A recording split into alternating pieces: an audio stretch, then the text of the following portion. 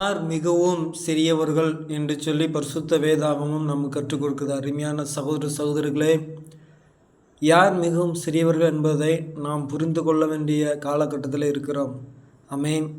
மிகவும் இந்த சிறியவர்களில் ஒருவனுக்கு எதை செய்தீர்களோ, அதாவது மிகவும் சிறியவர்களாய் இருக்கிற இவர்களுக்கு எதை செய்தீர்களோ அதை எனக்கே செய்தீர்கள் என்று சொல்லி, யார் அந்த மிகவும் சிறியவர்கள் என்று சொல்லி பரிசுத்த வேதாகம் நமக்கு கற்றுக் கொடுக்கிறது.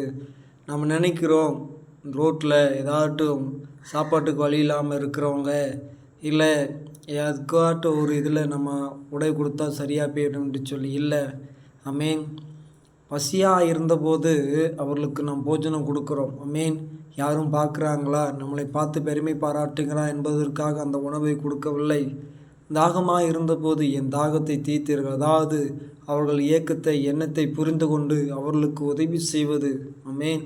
அது மட்டுமல்ல, அந்நியனாக இருந்தேன். நம்மை எப்பொழுதுமே நம்முடைய சொந்த பந்தங்கள் உற்ற உறவினர்கள் நாம் சேர்த்துக்கொள்வோம். ஆனால் கர்த்தருடைய பரிசுத்த வேதம் சொல்லப்பட்டிருக்க அந்நியனாக இருந்தேன், என்னை சேர்த்து கொண்டீர்கள் என்று சொல்லி. ஆமென். அது மட்டுமல்ல, ஆமென், வஸ்திரம் இல்லாதவனாக இருந்தேன். இன்றைக்கு எத்தனை பேர் வஸ்திரம் இல்லாததாக இருக்கிறார்கள். அவர்களுக்கு எப்போவுமே மனிதர்கள் உபயோகித்ததை பழைய துணிமணிகளை கொடுப்பார்கள். ஆனால் ஆண்டவர் கொடுக்குற அந்த துணிமணி, ஆமென், வஸ்திரம் இல்லாதவனை கண்டபோது அவனுக்கு வஸ்திரத்தை கொடுக்கும். அது மட்டுமில்லை, வியாதியில் இருந்தபோது இன்றைக்கு வியாதியில் இருக்கிறவங்களை அப்பமாக எண்ணுகிறார்கள். அது மட்டுமில்லை, சொந்த பந்தங்கள் வியாதியில் இருந்தால் அவர்களை போய் பார்க்கிறார்கள். ஆனால் யாருனே தெரியாது, அவர்களை போய் பார்த்து நம்ம விசாரிக்கிறோமா? இல்லை. அது மட்டுமில்லை, காவலில் செய்யாத குற்றத்திற்காக இன்றைக்கி தண்டனை அனுபவித்து கொண்டிருக்கிற மனிதர்களை போய் நாம் காவலில் போய் இருந்தவர்களை விசாரிக்கிறோமா?